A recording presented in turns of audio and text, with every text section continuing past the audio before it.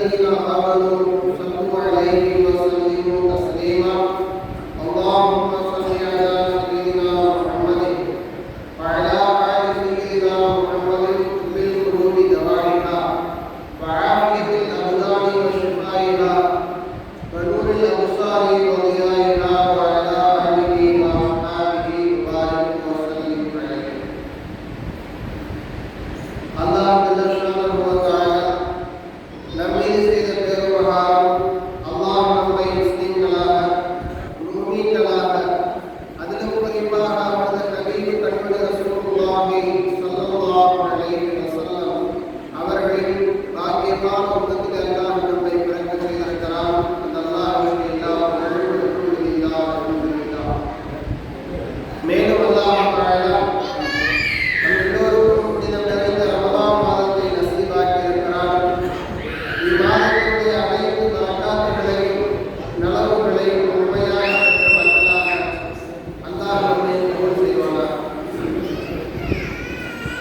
அன்பர்களே, பெருமக்களே, தாய்மார்களே, அல்லாஹ் ஜல்ல ஷானஹு வ தஆலா குர்ஆன் ஷரீஃபிலே தனக்கு பிடிக்காதவர்கள் அல்லாஹ்வுக்கும் அல்லாஹ்வுடைய ரசூலுக்கும் பிடிக்காத குணமுடையவர்களை அல்லாஹ் பட்டியலிட்டு பேசும் பொழுது கஞ்சத்தனமுடையவர்களை கருமிகளை அல்லாஹ் தஆலா தனக்கு பிடிக்காதவர்கள் என்று அல்லாஹ் பதிவு செய்கிறார். அல்லாஹ்வுக்கு பிடிக்காத மிகவும் மோசமான குணங்களில் பண்புகளில் ஒன்று கஞ்சத்தனம். நாயகம் ஸல்லல்லாஹு அலைஹி வஸல்லம் அவர்கள் சொன்னார்கள், கஞ்சத்தனம் உங்களுடைய ஈமானை பறித்துவிடும். கஞ்சத்தனம் உங்களுடைய ஈமானை பறித்துவிடும். தக்வா என்கிற இறையச்சமும் தவக்குல் என்கிற இறை நம்பிக்கையும் உங்களிடமிருந்து எடுபட்டு போய்விடும் என்பதாக நாயகம் ஸல்லல்லாஹு அலைஹி வஸல்லம் அவர்கள் சொன்னார்.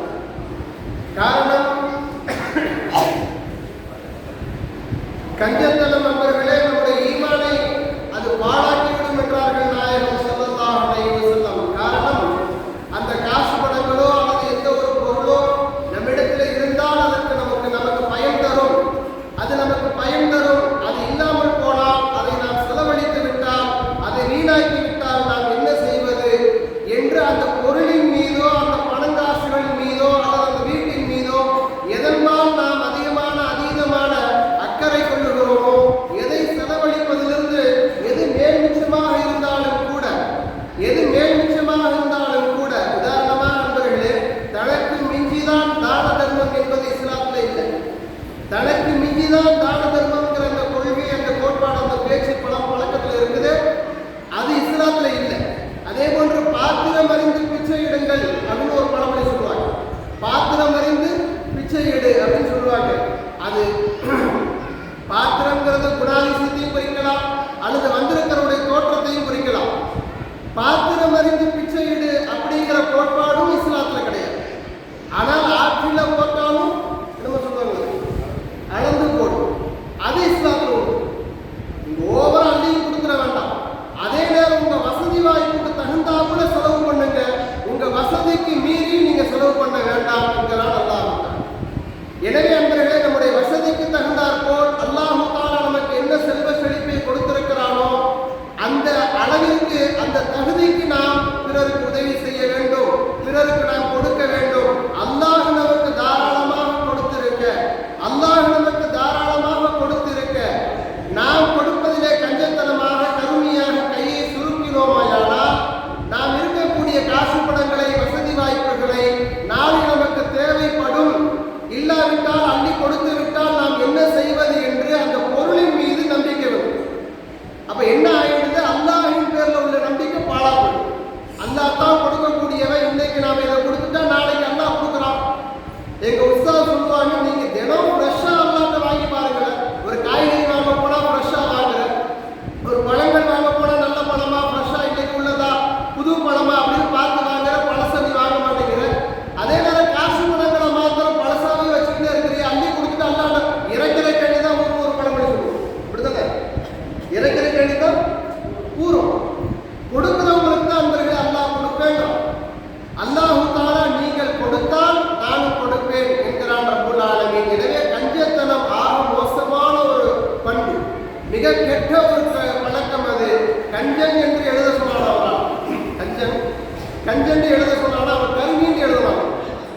கஞ்சன் கருமி ரெண்டு ஒன்று தானே.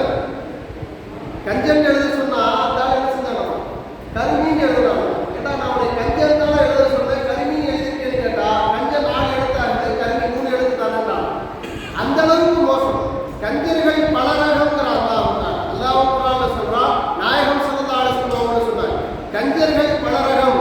நண்பர்களே, தன்னுடைய குடும்பத்திற்கு தனக்கே செலவு பண்ணாத, தன்னுடைய குடும்பத்திற்கே செலவு பண்ணாத, வெளியில கொடுக்கறத கொடுக்காத, அப்புறம் வெளியில நாம தான தர்மங்கள் செய்யறோம், சகாத்து கொடுக்கிறோம், அது அப்புறம் நண்பர்களே, குடும்பத்துக்குள்ளேயே எனக்கு தெரிஞ்சு எங்க ஊர்ல, என் சொந்த ஊர்ல அரியலூர்ல ஒரு ஆள் இருக்கிறார், இன்னைக்கு இருக்கிறார்.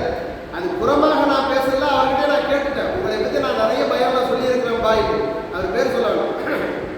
அவர் நண்பர்களே காலையில ஹோட்டலுக்கு போவார், மஸ்ஜித் தொழுகைக்குள்ளே அவருக்கு வருவார், ஹோட்டலுக்கு போவார். இன்னைக்கு என்ன கூட்டு என்ன சாம்பார் வைக்கிறீங்கன்னு கேட்பார். அந்த ஹோட்டலுக்கு 2-3 ஹோட்டல்ல இன்னைக்கு நான் கத்திரிக்காய் சாம்பார் ஹோட்டல் வைக்கிறேன்னா அப்ப மார்க்கெட்ல கத்திரிக்காய் விலை மலிவுன்னு அர்த்தம். எந்த ஹோட்டல்ல வைக்கக்கூடிய கூட்டுக்கோ காய்கறி அதிகமா செய்யறாங்க, அவங்க விலை கம்மியா தான் வாங்குவாங்க. எந்த பொருள் கம்மியா இருக்குதோ அந்த பொருளை பார்த்து வாங்குவாங்கன்ட்டு அந்த ஹோட்டல்ல போய் விசாரிப்பார் உணவகத்துல.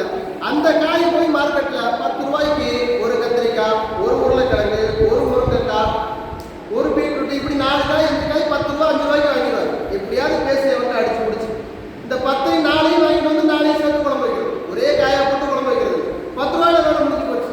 அப்படி கொஞ்சம் கஞ்சன்லையே மோசமா கடந்தெடுத்த கஞ்சன்லாம். ஆகையினால் பெருமக்களே, கஞ்சத்தனம் மிக மோசமான ஒரு பண்பு, கெட்ட பழக்கம். நாயகம் ஸல்லல்லாஹு அலைஹி வஸல்லம் அவர்கள் சொன்னார்கள், கஞ்சத்தனம் என்பது உங்களிடத்துல 4 கெட்ட குணங்களை கொண்டு வந்துடும்.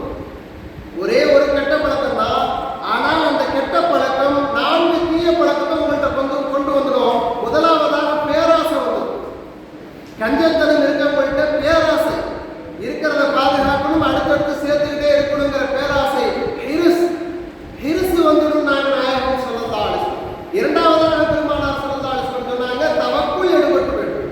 அல்லாஹ்வின் மீது உள்ள நம்பிக்கை உங்கள்கிட்ட எடுபட்டு போயிடும், ஈமான் பாழா போயிடும். இந்த கெட்ட பழக்கம் வந்துடும் கஞ்சத்தனம் இருந்தால். நாயகம் ஸல்லல்லாஹு அலைஹி வஸல்லம் சொன்னாங்க. எனவே அன்பர்களே பெருமக்களே, 4ஆவதாக பெருமானார் ஸல்லல்லாஹு அலைஹி வஸல்லம் சொன்னாங்க, தனக்கும் இல்லாமல் தன்னுடைய குடும்பத்திற்கும் இல்லாமல் பிறருக்கும் இல்லாமல் அந்த பொருளை அல்லாஹ் கொடுத்த அந்த நியமத்தை பாழாக்கியவனாக ஆகிவிடும். தானும் செலவு பண்ணிக்காம, குடும்பத்துக்கும் செலவு பண்ணாம, பிறருக்கும் கொடுக்காம, அந்த அல்லாஹ் கொடுத்த நியமத்தை காசு பணங்களோ அல்லது பொருளோ ஏதோ ஒண்ணு தனக்குன்னு யாருக்கும் உட்காம செலவு பண்ணாம வச்சுக்கிட்டே இருந்து கஞ்சத்தனமாக இருந்தால் அந்த பொருளை வீணாக்கியவனாக பாழாக்கிய குற்றம் அவனுக்கு வந்துவிட்டான் நாயகம் சொன்னார். எனவே கஞ்சத்தனத்தை விட்டு நாம் பாதுகாப்பாக இருக்க வேண்டும். குறிப்பாக ரமதானுடைய காலம் நண்பர்களே, காசு பணம் செலவு பண்ணுவோம், கஞ்சத்தனம் இல்லாமல் இருக்கணும்னு அஜர்த்து பேசுறாங்கிறதுக்காக வேண்டி அஜர்த்துக்கு காசு இல்லையோ என்னமோ நான் ஒரு தடவை பேசும்போது அப்படி பேச்சு வந்துருச்சு. அஜர்த்து பையன் நிறைய போட்டுருக்கு, அதனால அஜர்த்து சதகாவை பத்தி பேசுறாரு, சக்காத்தை பத்தி பேசுறாரு அப்படின்னு பேச்சு வந்துருச்சு. அதனால சதகாவை பத்தி பேசுறதுக்கே பயமா இருக்கு. அல்லாஹ் பாதுகாக்கணும். எனவே அன்பர்களே பெருமக்களே, வாட்சி இல்லை என் கையில், நான் கடிகாரத்தை திரும்பி பார்த்துக்கிட்டே ஒரு தடவை பயம் பேசிட்டேன். ஏன் ஜத்து வாட்சி வேணும்னா வாயால சொல்லலாம்ல, அப்படிலாம் ஆள் இருக்கு. வாட்சி வேணும்னா கேட்கலாம்ல அப்படிங்கிறார். ஏன்னா நான் உன்கிட்ட வாட்சி இல்லைன்னு கேட்டனா இல்லை சொன்னா சம்பந்தம் இல்லாம அன்பர்களே, இது மாதிரியான கஞ்சர்கள் நிறைய. இதெல்லாம் கஞ்சத்தனத்தினுடைய அடிப்படை, இதுவெல்லாம் கஞ்சத்தனத்தினுடைய அடிப்படை. அதுக்காக நம்ம சொல்ல, இதை பெருமை பேசுகிறதுக்கு சொல்லல அன்பர்களே பெருமக்களே. கஞ்சத்தனம் ஆக மோசமான குணம், கஞ்சத்தனம் ஆக மோசமான குணம். அல்லாஹ் தஆலா குர்ஆன்ல உங்களுடைய தகுதிக்கு தகுந்த மாதிரி நீங்க செலவு பண்ணுங்க, உங்க தகுதிக்கு தகுந்த மாதிரி நீங்க செலவு பண்ணுங்க. அப்படி செலவு பண்ணுனீங்கன்னா நீங்க வெற்றியாளர்கள், நீங்கள் தான் வெற்றியாளர்கள் என்கிறான் அல்லாஹ். உலாயிக ஹுமுல் முஃப்லிஹூன், அவர்கள் தான் வெற்றியாளர்கள். வமை யுஷ்க நஃப்ஸிஹி, யார் அதிகமாக தான தர்மம் செய்கிறார்களோ, தன்னுடைய தகுதிக்கு உட்பட்டு செய்கிறார்களோ அவர்கள் வெற்றியாளர்கள் என்று அல்லாஹ் தஆலா குர்ஆன்ல பதிவு செய்கிறான். எனவே நம்முடைய தகுதிக்கு தகுந்த மாதிரி நம்முடைய காசு பணம், ஒரு ₹1,00,000 கொடுக்கறதுக்கு தகுதி இருக்கலாம், 50,000 கொடுக்கறதுக்கு தகுதி இருக்கலாம். அவருடைய காசு பணம் வசதி வாய்ப்பு ஊர்ல எல்லாத்துக்கும் தெரியும். அவர் என்ன வசதியில் இருக்கிறாரும் நமக்கு எல்லாத்துக்கும் தெரியும். அவர் ஒரு ₹500 மொய் வச்சவர்கள் நாம என்ன செய்வோம்? ஒரு ₹100 மொய் இருக்கிறார், என்ன செய்வோம்? அவனுக்கு இருக்கிற கோடிக்கு லட்சத்துக்கு அவன் எவ்வளவு கொடுக்கலாம்? கஞ்ச பைய ₹200 கொடுக்க போறான் அப்படின்னு சொல்லுவோமா? பழக்கத்தில் இருக்கிற சொல்லுவோம்ல, அசிங்கமாக நினைப்போம். உங்களை அசிங்கமாக நினைக்கும்படி, உங்களை புறம் பேசும்படி அந்த கஞ்சத்தனம் ஆக்கிடுங்கிறாங்க நாயகம் சொல்லலாம். நம்மை பிறர் அசிங்கமாக நினைக்கும்படியாகவும் வீணாக நம்மை பற்றி அவர்கள் புறம் பேசும்படியாகவும் அந்த கஞ்சத்தனம் ஆக்கிவிடும். எனவே உங்களுடைய கஞ்சத்தனத்தை விட்டு நீங்கள் பாதுகாப்பாக இருங்கள், அள்ளி கொடுங்கள். அல்லாஹ் உங்களுக்கு என்ன தகுதி கொடுத்திருக்கிறானோ, உங்களுக்கு என்ன வாய்ப்பு வசதி கொடுத்திருக்கிறானோ அந்த வசதிக்கு தகுந்த மாதிரி செய்யும். அல்லாஹ் எனக்கு 50,000 கொடுக்குற அளவுக்கு வசதி கொடுத்துருக்கும் போது நான் 50 ரூபா 5 ரூபா பிச்சை போட்டேன் நண்பர்களே, என்னை விட மோசமானது. நாயகம் ஸல்லல்லாஹு அலைஹி வஸல்லமுடைய அருமைக்குரிய தோழர் அபூபக்கர் சித்தீக் ரலியல்லாஹு அன்ஹு, கைருல் பஷரி பஅதல் அன்பியாஇ பி தஸ்தீக், நபிமார்களுக்கு அடுத்து மனித சமூகத்தில் ஆக சிறந்தவர்கள் சித்தீக் ரலியல்லாஹு அன்ஹு. அவர்கள் சொல்லுகிறார்கள், பிச்சைக்காரனை விட கஞ்சன் மோசமானவன். பிச்சைக்காரனை விட கஞ்சன் மோசமானவன். ஏன்னா பிச்சைக்காரன் தனக்கு கொடுத்தா அப்போதைக்கு திருப்தியா சாப்பிடுவோம். கஞ்சன் இருக்கிறானே தன்னிட்ட இருக்கிற திருப்தியா தனக்கே சாப்பிடுவான். பிச்சைக்காரனை விட மோசமானவன் கஞ்சன். அவன் காசு பணத்துல பெரிய ஆளா இருக்கலாம், ஆனால் நண்பர்களே பிச்சைக்காரன் தனக்கு என்ன விழுந்துச்சோ தட்டுல அதை அன்னைக்கு அவன் திருப்தியா சாப்பிட்டு முடிச்சுப்போம். ஆனால் கஞ்சன் இருக்கிறானே தனக்கு வேணும்னு சொல்லி அதை செலவு பண்ணக்கூடாதுன்னு சொல்லி நாளைக்குன்னு சொல்லி தனக்கே இல்லாம அப்படிப்பட்ட நிலை ஆக மோசமான நிலை.